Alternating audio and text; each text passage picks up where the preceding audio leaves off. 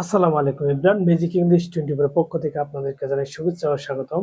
আজকে আমরা এসেছি যে নারেশনের 20 নম্বর রুল নিয়ে। দেখেন ইম্পর্টেন্ট পয়েন্টস অফ নারেশন, অর্থাৎ নারেশনের যে কয়েকটা গুরুত্বপূর্ণ থাকে। এর আগে আমি দুইটি নিয়ে আলোচনা করেছিলাম। আজকে আলোচনা করব যে স্যার এবং ম্যাডাম, যদি আমরা রেপুটেড স্পিচে স্যার এবং ম্যাডাম পাই তাহলে আমরা বসাবো পোলাইটলি এবং রেসপেক্টফুলি।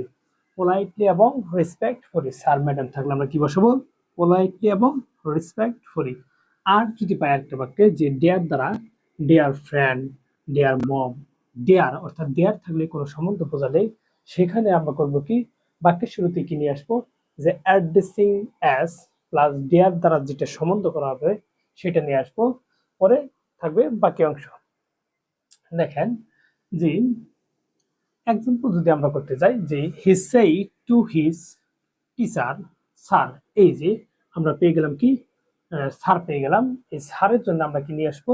হি রেসপেক্টফুলি আস্কড হিজ টিচার, যে রেসপেক্টফুলি নিয়ে আসছি। হি রেসপেক্টফুলি আস্কড হিজ টিচার।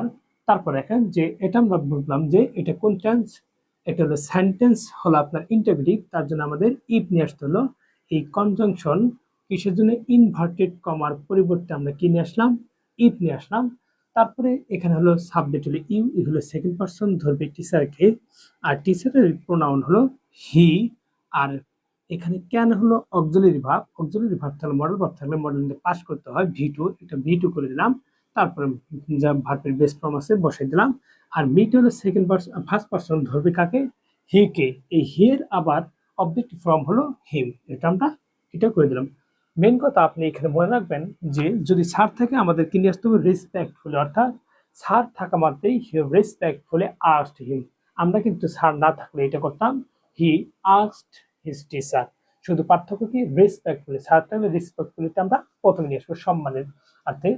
এখন 2 নম্বর যদি আমরা উদাহরণে যাই, দেখেন যে ডিয়ার ফ্রেন্ড, এটা আমরা কি বলছিলাম? ডিয়ার দ্বারা কোনো কিছু থাকলে অ্যাড্রেসিং অ্যাস প্লাস ডিয়ার দ্বারা যেটা থাকবে সম্বন্ধ সেটা নিতে হয়।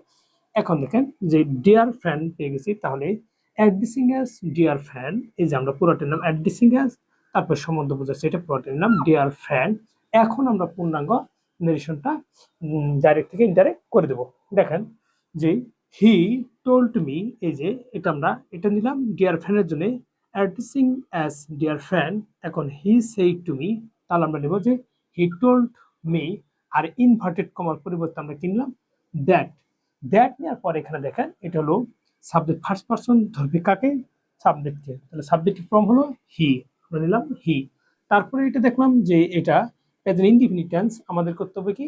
পাস্ট ইনডিফিনিট টেন্স, কারণ প্রেজেন্ট চার্জ থাকলে পাস্ট চার্জ করতে হয়। তাহলে আমরা এটা নিলাম ভি2। এখন হলো এই ইউ, ইউ হলো সেকেন্ড পারসন, ধরবে কাকে? মেকে। এই মেয়ের অবজেক্টিভ ফ্রম মি, মি বসেছি। কিন্তু আমরা এর আগে রুলে পড়ছিলাম যে এ লট অফ থাকলে কি হয়? ভেরি মাছ বসাইতে হয়। তাহলে আমরা এই লট অফের পরিবর্তে আমরা এখানে ভেরি মাছ বসাই দিলাম। তাহলে আপনারা দেখলেন যে ইম্পর্টেন্ট পয়েন্টের মধ্যে এটা একটা গুরুত্বপূর্ণ, যে স্যার ম্যাডাম থাকলে পয়েন্টলি রেসপেক্টফুলি হয়, এবং ডিয়ার দ্বারা, dear friend, dear mom, dear দ্বারা কোনো সম্বন্ধ থাকলে তাকে অ্যাড্রেসিং অ্যাজ প্রথমে নিয়ে আসতে হয়, তারপরে ডিয়ার দ্বারা যে সম্বন্ধ থাকবে সেটা, তারপরে আমরা পুরো সেন্টেন্সটাকে আমরা কি করবো? ইনডাইরেক্ট করে দেবো। আশা করি আপনারা স্যার ম্যাডাম যদি থাকে সেই নারেশনগুলো এখন করতে পারবেন। সবাই ভালো থাকবেন, সুস্থ থাকবেন। দেখাবো পরবর্তী ক্লাসে। আল্লাহ হাফিজ।